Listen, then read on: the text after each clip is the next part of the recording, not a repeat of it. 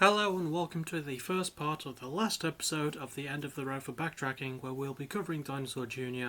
And here we're starting with their debut album, Dinosaur, released in 1985. It would come out through Homestead Records, and it was self-produced. So uniquely for their debut album, they did it on a $500 budget in a house outside the woods of Northampton, Massachusetts. Again, thank you Wikipedia, you've been very, very helpful. And uniquely, they decided to use that time to its fullest. On this album, there's a huge mix of styles, and Jay Mascis would write all the songs. I wonder if that part is going to be a recurring theme throughout this entire finale. But still, yeah, I love how they mix things up. There's like elements of grunge. It's mostly sort of indie hardcore punk, but there is grunge elements, there is alternative rock elements, and at the time, in the mid-80s, they did sound quite similar, but they're blended in quite well. There's some flavourings of more a pop-punky style as well, but that's more like to suit the melody and the hooks. And it's still really great despite that. The album has a lot going for it. Lyrically, it does touch on themes of, I think, relationships is the main one. The band all perform quite well. Jay Mascis is a solid lead vocalist and a really good guitarist. I don't think he gets enough credit for it. Lou Barlow is an amazing drummer, and their bassist, whose name I completely forgotten. No, Lou Barlow is the bassist. Murph is the drummer. Barlow, good bassist. Murph, really good drummer. Yeah, really, really good album.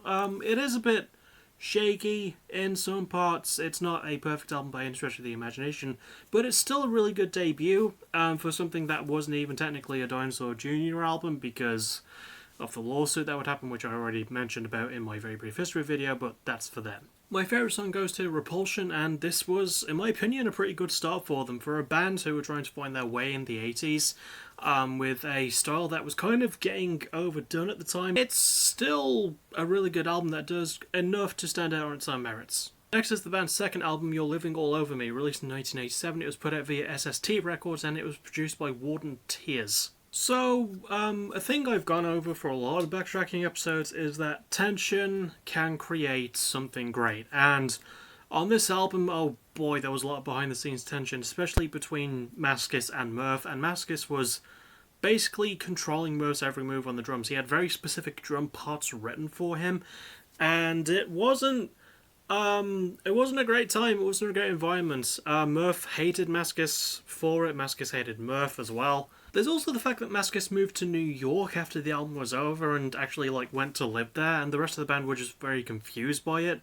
Also, one thing I did forget to mention as well is that something after their debut, they actually ran into another famous band of the time named Sonic Youth, who at first weren't super impressed with the band, but the band kept putting the work in, basically. And after they saw them at a performance several months after initially meeting them, again thanks Wikipedia, yeah, they were quite impressed by them and they liked what they saw. As for the album, it is again still a very indie punk flavoured album. I think it tackles a lot of the similar sort of themes, with a bit of the tension from behind the scenes being added in. That actually adds a fair bit of flavour to it. Really good performances from everyone involved, even if it does feel like Mascis is kind of over-controlling everything, but he's still really goddamn good at what he does, you know? Sort of a Shawn Michaels kind of thing in a way, especially appropriate considering it was the 80s. But yeah, just really good song flow for the most part, a lot better handled than it was on their debut. And I believe this would be their last one under the Dinosaur name before the whole lawsuit thing, but I might be wrong about that. I think I'm right about that. I hope I am, but still, good album. My favourite song goes to Tar Pit, and yeah, this is just a really good follow-up to what was already a pretty good debut, with enough of the right parts worked on, but again, the tension behind the scenes is something that definitely adds a lot to it. Next is the band's third album, Bug, released in 1988. It was again out through SST as well as some other labels, and it was produced by Jay Mascis himself this time. So it would be their first one after the lawsuit under the full official Dinosaur Jr. name, which is pretty great, even though I'm still technically making it the third album of 12 for this backtracking episode, because I wanted to go just a little bit more insane than usual. Also, Living All Over Me gave the band so much success. And there's also the fact that this would be Barlow's last album with the band for a while. Again, Jay was just taking a lot of control of things, and I think Barlow was he didn't want to get too much involved in the whole Mascis and Murph feud thing. I think it had died down a little bit by this point, but this album was only a year after You're Living All Over Me, so I don't know, maybe they just had enough leftover material from then. It's happened before, I wouldn't be surprised if it did. As for the album itself, it's got more of a melody feeling, more of a classic punk rock feeling in a way. It's got more of a alternative / hard rock drive to it, more of a rhythm, more of a groove. But it's still very much their sound. It's still got enough of their typical sort of hardcore punky, indie punky shenanigans played into it, and they do fill out the sound really well. I love how experimental the overall vibe is. Again, couldn't really find a lot on the lyrics here, but I think there might have been themes of maybe friendship, especially considering that the whole tension thing between Mascis and Murph was still going on. I mean, it caused Barlow to leave after this album was recorded, so there you go. But still really well done, produced quite well too. Mascis, credit to him, despite his ego, he does know what he's doing behind the booth. Well, despite his ego at the time, he's calmed down very, very much since then.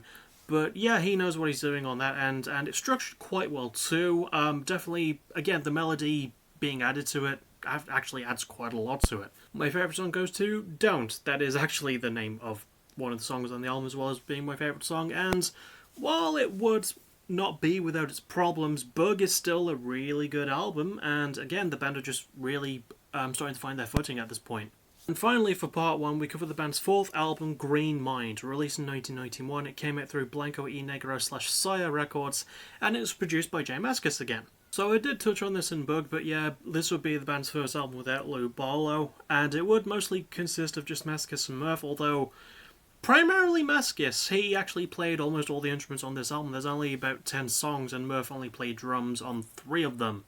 So yeah, that should tell you a little bit more about Mascis' ego just expanding, not just taking over the production, but taking over basically the entire project. It was essentially just him. It was just a solo album for him, essentially, with him playing all the instruments this time.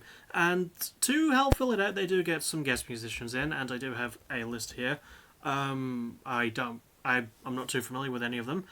Joe Harvard, Jay Spiegel, Don Fleming, Sean Slade, Tom Walters, and Matt Dillon. They all provided things like tambourine.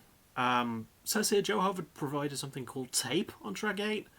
I don't know exactly what that is. Did he just get some duct tape and just rip it?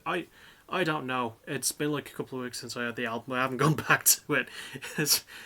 What the hell defines tape as an instrument? That's really weird. Having said that, the album is still pretty great. Again, it is mostly just a Jay Mascis album, and well, I was going to say the other members feel barely there, but Lou Barlow is literally not there for this one, so that would have been a very harsh statement to make.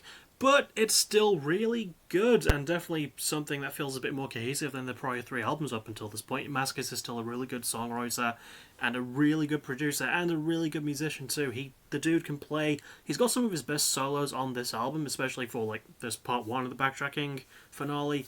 Yeah, just solid work from him. Solid work from the guest musicians who helped as well, and I'm pretty sure that Mascis had total control over those too. And considering this was the band's first album through a major label, it's worthy of its success, I think. I think it's well warranted. My favourite song goes to Muck, and again, not really much I can say about this that I didn't already mention, but really, really well put together for the most part.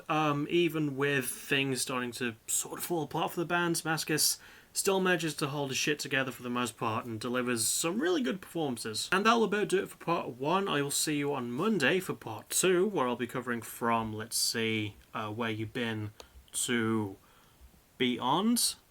Spoilers, I've already listened to those albums and written the paragraphs for them, which I'll be improvising off the top of my head for. And next thing you'll see me for tomorrow night, the return show for PBW vs AVW, booked by my good friend Hayley. She did a fantastic job. I literally only had to amend 1 match, but that was about it. It's going to be some good shit, and I'll see you all tomorrow for that. And then Wednesday for a little further episode review, Thursday for Music of the Week. You basically know how this shit goes already. So yeah, I'll see you all tomorrow night. As always, thank you for watching. You're awesome. Bye-bye.